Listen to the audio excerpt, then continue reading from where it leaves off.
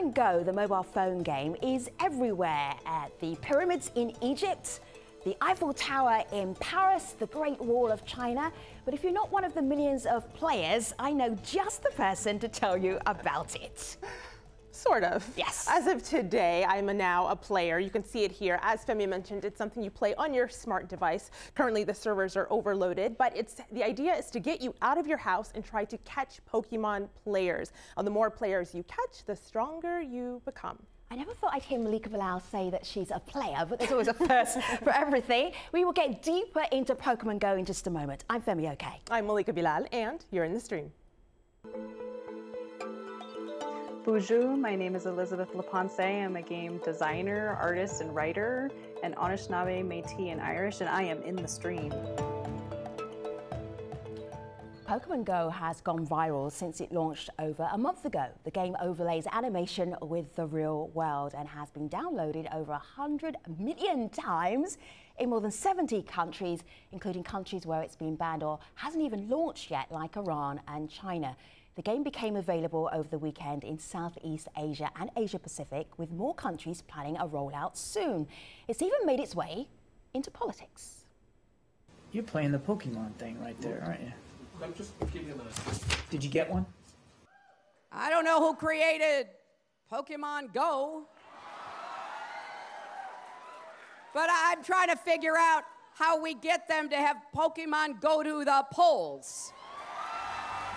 US presidential candidate Donald Trump got in on the action as well, with this meme depicting Hillary Clinton. Israeli President Reuven Rivlin posted this on his Facebook page with the caption, "Somebody call security," and European Union officials were seen having a good time playing the game as well. But not everyone is included in the fun and games. In Palestine, tweets like these went viral that use the Pokemon characters to highlight their everyday lack of freedom of movement. Now, these images of Syrian children holding up pictures of Pokemon characters asking the world to come find them raised awareness of their situation. And in China, netizens took to Weibo, the Chinese version of Twitter, to express security concerns about the game. Now, businesses and interest groups are also using the game to increase revenue. But there are concerns about the kind of information that's being gathered and saved from the movements of millions of players around the world. So to help us talk about this today, joining us on set, Tanaya Srini. She's a research assistant at the Urban Institute right here in Washington, D.C. Sean Hollister is a senior editor at CNET and an avid gamer. Alex Knapp is an associate editor at Forbes. And Kurt Iveson is Associate Professor of Urban Geography at the University of Sydney and the author of Publics and the City. Good to have you here, everybody. Let me show you this tweet here from Joanna Chu. Hashtag Canadian Army releases friendly warning about playing Pokemon Go near military bases. Says it's a real problem. Alex, this is nuts. How do you even unpack how phenomenally successful this game has been? It's almost impossible to process. I mean, the numbers are extraordinary. I think I just saw a report a few days ago that we've crossed over 100 million users worldwide, and possibly even more than that. It's already raking in money. I've seen estimates of up to $100 million in revenue already. It's just extraordinarily popular. The likes of which it's hard to even find a good comparison to. Let me see, Sean. Sean, what's on your phone right now? I'm playing it as we speak. As we speak. Well, I'm glad that you can multitask. Let's hope you can multitask well. What is the secret sauce? The game is just so ridiculously addictive because it has this feedback loop that people crave when they play video games. It's so easy to go out there, spot a Pokemon, one of these mythical creatures out in the wild, on top of your lunch counter, over there at the cafe, and you just flip your Pokeball over towards it, catch it, and then you have this addition to your collection of these cute mythical creatures. It's so easy to do, and there's so many of them around, especially if you live in a city, that it's very quick and easy to feel like you've done something, feel like you've accomplished something in this game. I think that's a big portion of the success here. So you mentioned the addictive qualities of it. Actually, just earlier today, I found one in a conference room at our office. So here's someone who posted this Vine. It's a little bit tongue-in-cheek, but this is what people are looking like these days. Got to catch them all. Hashtag Pokemon Go, and you can see him jumping on cars, walking on the side of the highway. So this seems satirical, but then you get tweets like this. This is from the Madison Police at the university in Wisconsin. Dear everyone, watch where you're walking. Pokemon aren't worth it. Hugs, UWPD. Tanaya, who's actually playing this game? And are these warnings tongue-in-cheek or are these actual real ones for a reason? I mean, from my own personal experience, my friends are playing all the time whenever we're walking around anywhere, when we're on the bus anywhere. Even, you know, we've found them in our conference rooms as well. But as far as who's playing the game, we've found in our research that there's actually differential access to the game based on where you live. And part of what Alex was talking about is how addictive it is, just because it's augmented reality. It's right in front of you, and if that's not rolled out to everybody equitably, which is what we're finding, then there's differential access to the game. Let's be very, very clear about this. So you're saying that there are certain places where you're going to be able to play the game really well because there are lots of critters to catch, and other places which aren't. Be explicit. Yeah, sure. So in our research, we looked at DC. It's a place where we know. It's a place that I live, and we were trying to see whether the kind of understanding of historical segregation that we've known from our own research has played out in this digital platform. So we took a look at Ingress portals. Ingress is the predecessor game of Pokemon Go. It's by the same company, and their data is actually publicly available. So we got to take their data of portals, which are the same as Pokestops or gyms, which is like a special location in the game that helps you level up when you're playing. And so we took that data, we mapped it, and it seemed like it mapped exactly onto our own ideas about income, population density, and race. And so we actually got to test that data using models. And what we found is that even when you're controlling for the share of millennials, when you're controlling for population density, race was still a really good predictor of where portals would be in DC. So on average, we found that there was 55 portals for white majority neighborhoods and only 19 for non-white majority neighborhoods on average. That's super interesting to me, I've got to say. So I would really expect that you'd find more of these in places where there are wealthy people with smartphones creating these portals, playing Ingress to begin with, because so many of them were modeled off of the Ingress stops, the Ingress portals. But is it true that you just won't find the Pokemon if you venture into parts of town where we have poor and racially segregated families? Is it going to be harder for me to find Pokemon there? Is that what you're saying? So that's not exactly what I'm saying. Okay. As far as the Ingress data went, they did have a crowd. Remember, people are watching this who have never played Pokemon Go and never played Ingress. Yeah, okay. So walk it back a little bit. Yeah, sure.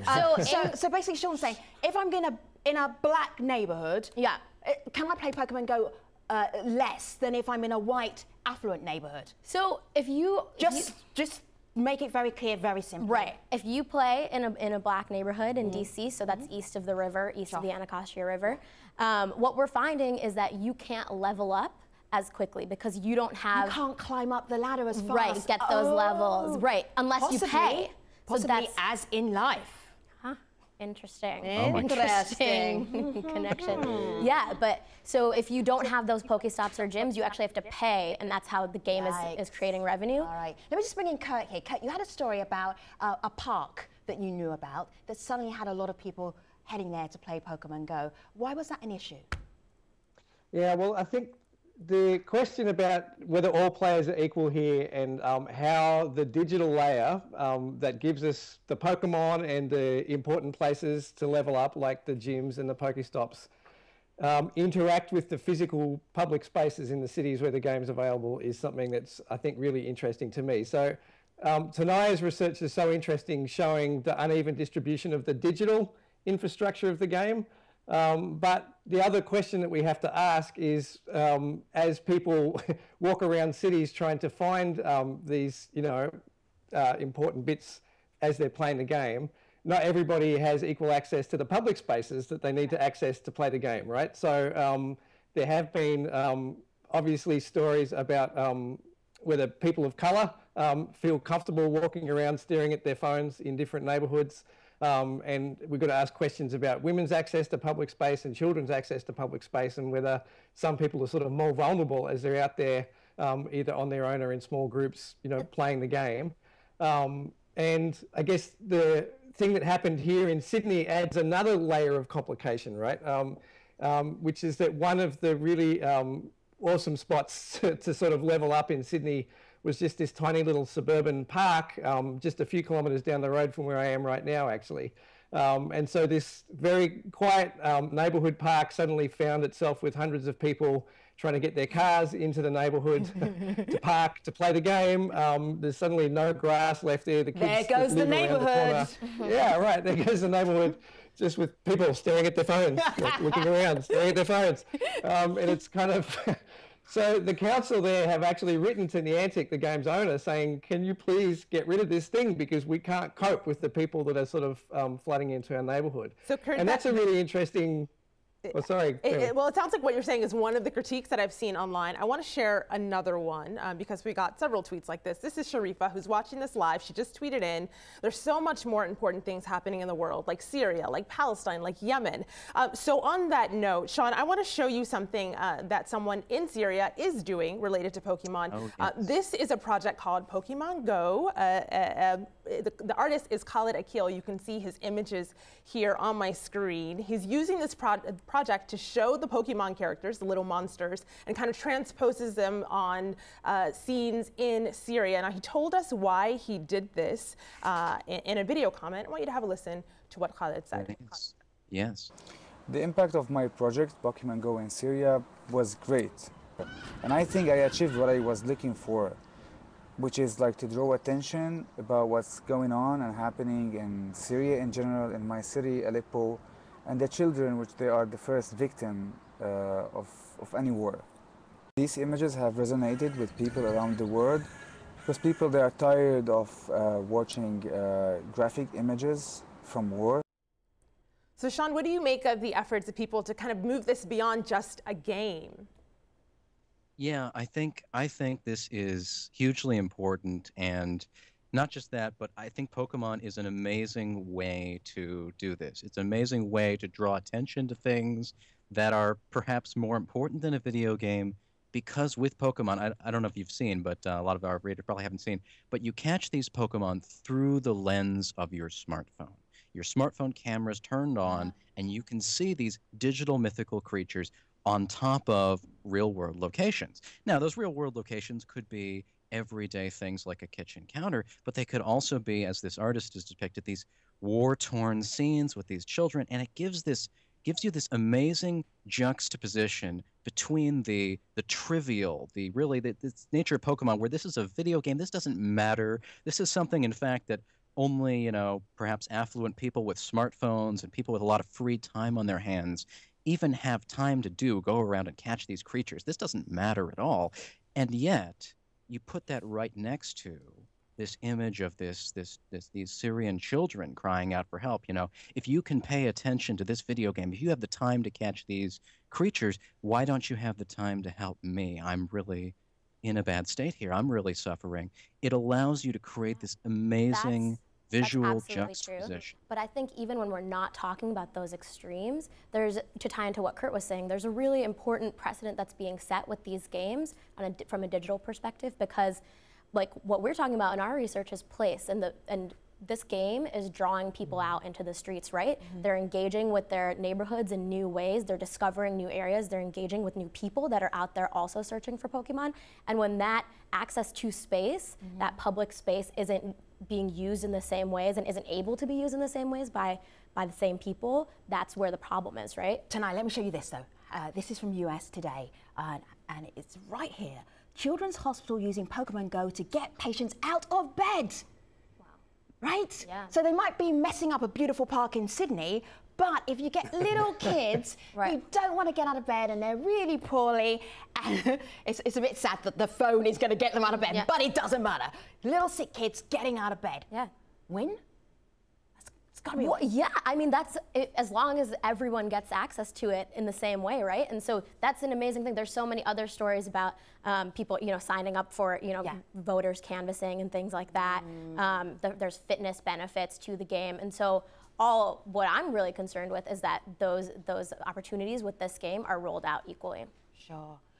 I've heard quite a few stories of people getting lots more exercise because they're inspired to get out and do physical fitness, to walk around their neighborhood, and they see places. But they're looking down. Yeah, be honest. You are doing this, aren't you? You're looking down. It depends what kind of neighborhood you're in. If you're in an urban area like San Francisco, you could be looking down the entire time. But usually, on your way to get somewhere in Pokemon Go, there'll be a stretch of time where there's nothing to look down at. There's no Pokestops to activate, little dials that you spin to get items. There's no Pokemon to catch. You'll just be walking to a place to find a Pokemon. And you might find yourself somewhere in your neighborhood you've never been, seeing something you've never seen right near my So, Sean, you just read the mind of someone on Facebook. This is John. He says, I like how when I'm in the middle of nowhere, it makes virtually any kind of pleasant feature into a Pokestop. A couple of Pokestops were public art, which I had no idea were there before this game. The trouble is for people who don't get out much. And he continues by saying, to them, the public art is more significant as a Pokestop. So they're running around, they're staring at their phones, they're not paying attention. But is that worse than their level of inactivity before? Alex, I'm going to pass it over to you because I know you were at a library when you saw something kind of heartwarming. I did. I actually was doing my pre-conversation with you guys at the local library, and there was a Pokestop there, and it had all the little kids could put up what Pokemon they had caught at the library. It's just a little sign where they could say that. So they turned it into kind of an interactive art project, and then in the kids section they got all the Pokemon books and comic books around. So you're getting kids into the library. Once they're there, there's a lot of stuff for them to do. Maybe they didn't go there before because they didn't want to go to the library. Now they do it at the Pokestop. This is bad and good at the same time. It's like, why don't they want to go to the library? And then Pokemon Go takes them to the library. I'm like, oh! But I'm glad they're there. So you need hooks. Yeah, definitely. You need lures, actually. Lures to the library. All right, Kurt, Associate Professor of Urban Geography. Potential for this game going beyond the fact that you're admiring the scenery, you might be going to the library, you might be noticing things around you. Where could it go to? What's the excuse the pun, what's the next level? Oh, see what you did there? The next level, I like it. I know. So look, I think the thing that we've got to ask about all this exercise and all this luring of people out into the public space is the money, right? There's always some money questions to ask here. And of course, one of the ways that Pokemon, which is a free game to download, is going to generate revenue is actually already by doing sponsorship deals to locate Pokestops in certain spaces, to drag players to particular places where it's hoped that they might spend some money. So the first big deal that was done with one of these sponsoring companies was McDonald's. Oh, I've got that right in my laptop. Yeah. Right, yeah. So, they did a deal. They're paying the game's creators exactly to lure people, not so much to the library, but to McDonald's. And so we can ask them questions about maybe whether all those health benefits of getting out and doing this exercise might be washed away if we all end up eating Big Macs. I think it really creates those benefits if you're sitting. And the other thing is, for one thing, it's bringing you out to a McDonald's where you're going to be eating some food that's maybe not quite so healthy for you. I remember Super Size Me and all of that. But also, when you have these lures, which not just McDonald's and big partnerships, but also individual small businesses are now placing them around their restaurants, around their shops to try to get people to sit there. The thing is, once you're at a lure location in this game, you can catch Pokemon just by sitting there. You no longer need to walk around. You no longer need to exercise to go out and see your environment. You just sit there and catch Pokemon, and it feels like that in itself negates some of the benefits.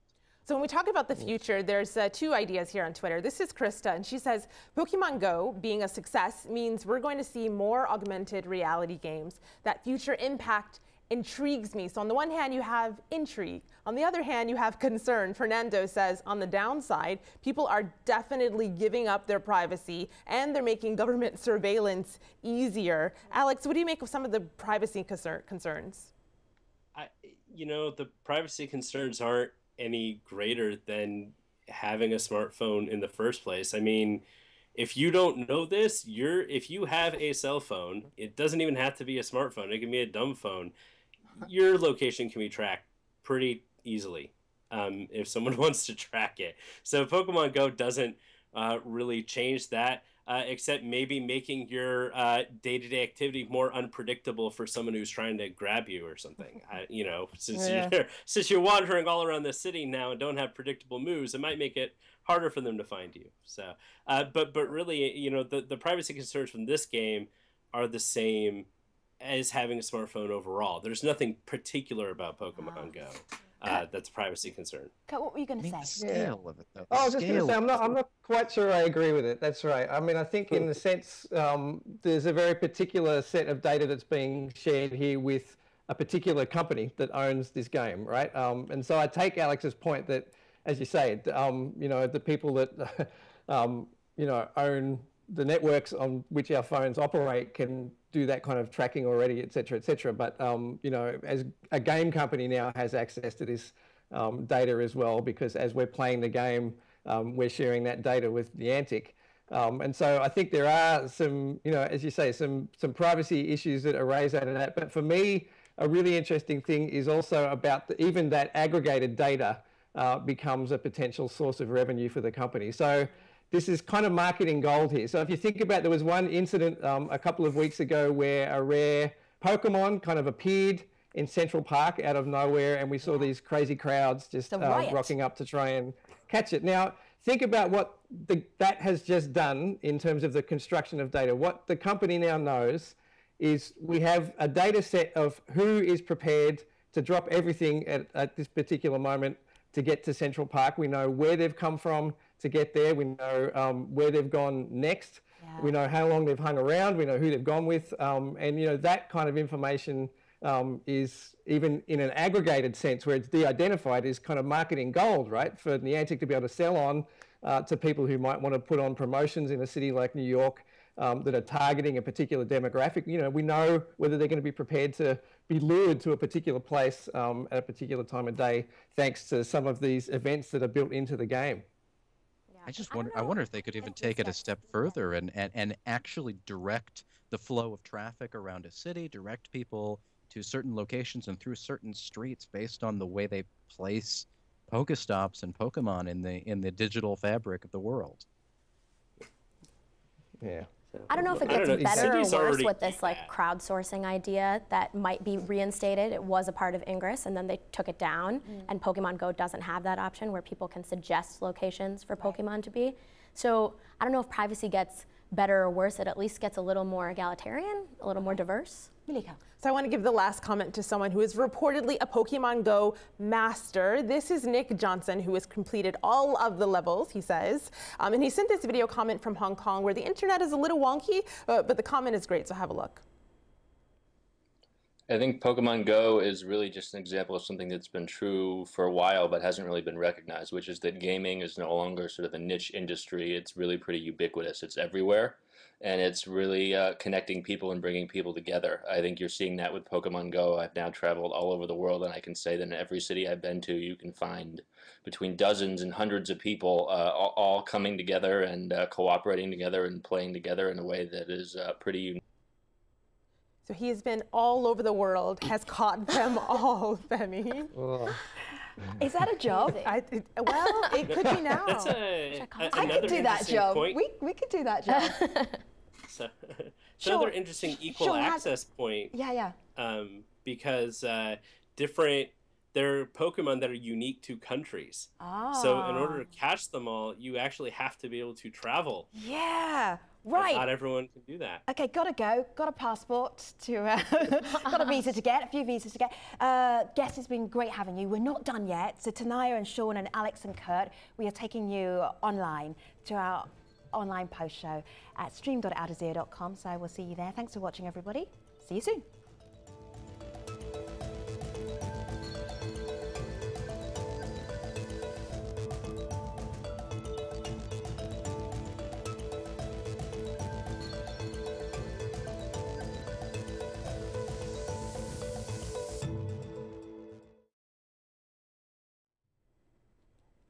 Hello again. Guess you were good. So good, we're going to carry on. Actually, that was too. I shouldn't really say things that honest on the show. Anyway, great to have you back. To be continued. Where should we start this time? Well, first of all, I love that we can see Pokemon Go over your shoulder. It's a little bit distracting, but it's interesting because we know people are playing as they watch this show. One of those people is Rauf. He's on Twitter. He says, I caught one while watching AJ stream. You can see him right here. He tweeted us this picture just towards the end of the show on my screen here. Take a look here. Caught one while watching AJ stream. Oh, in his house. In his bedroom. Yes. So they're learning at the same time. But I want to pivot just a little bit, Sean. Earlier in the show, you heard the clip of Hillary Clinton, presidential nominee, saying, I wrote it down here, she was calling for people to Pokemon Go to the polls. So there are people who are kind of taking her up on that and making sure that this game can be used for political advantages. I want you to have a listen to a video comment we got from someone named Natalie in Philadelphia, and this is what she said. When Pokemon Go went viral, Next Gen Climate leveraged the app's popularity by meeting players where they were congregating and talking with them about the importance of voting for climate champions this November. Our organizers set up tables with portable solar charging stations and dropped lures to attract millennials to public parks where we can register them to vote. So this is one instance where a lure, or trying to get people to come to your location, was used for good in her case. What do you think of it? I like that you say one instance where a lure was used for good, because I've also heard reports of lures being used to bring people to a location so people could steal their smartphones and things like that.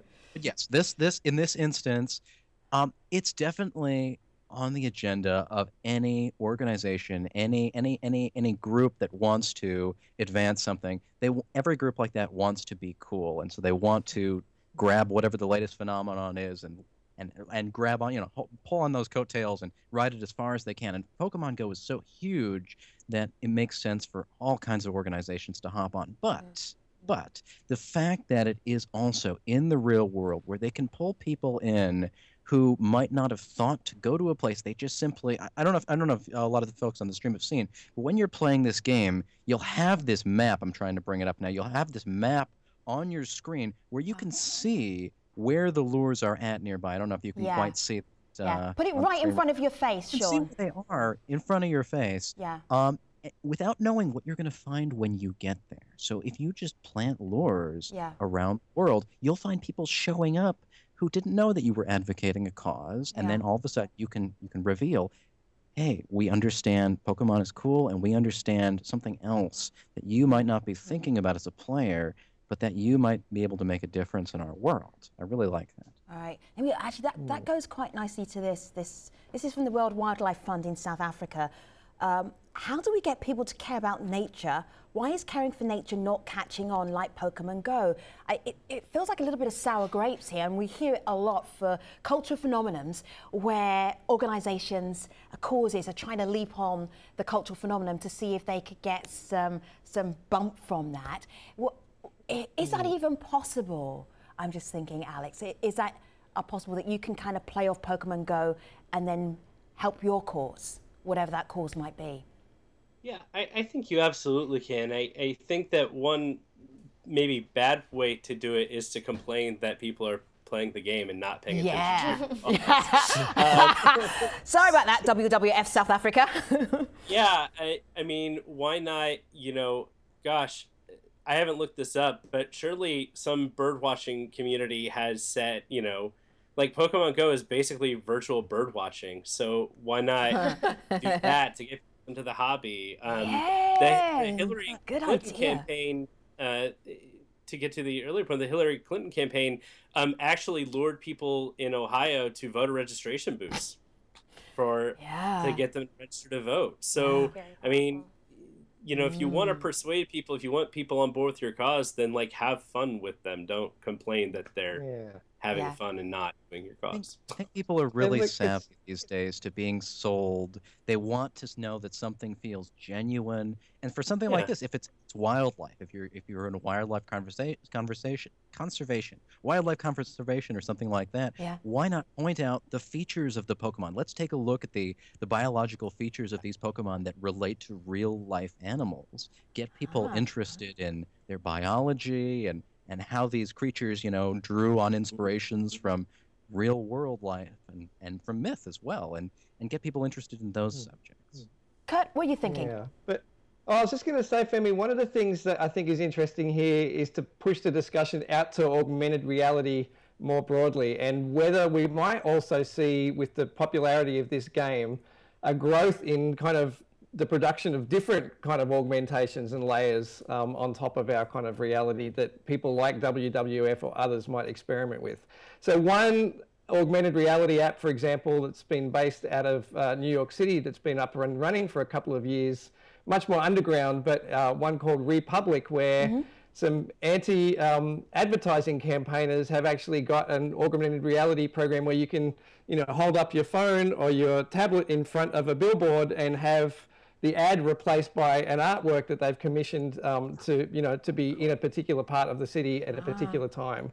So I think we'll start to also see other people experiment with the possibilities of augmented reality off the popularity of this game. 3 years ago, augmented reality was going to be the next big thing. Everybody was talking about it, and then it kind of, a year ago, was like, oh my God, augmented reality, whatever happened to it? And now all of a sudden the conversation's back again. So I'm very interested to see where that goes off the back of Pokemon next. All right, Guess you've been a pleasure. Are hearing about augmented reality for the first time with Pokemon Go, that they never considered that there would be this digital layer on top of the world. And getting back to your point, Kurt, that only one company owns this layer, this particular layer with all the rest. That's disturbing. All right, Kurt, Alex, Sean, Tanaya, it's been such a pleasure chatting with you. Thank you so much. Malika? I will end with this tweet because it's a question we got, so I'll answer it here. Jacob says, can you even play Pokemon Go in Nigeria? Not yet. Not available on the continent of Africa. Oh, that would be a whole different kind of game. Can you imagine wandering around Lagos and Abuja playing Pokemon Go? Things would happen. Thank you so much, Guess. It's been a pleasure. Take care, everybody.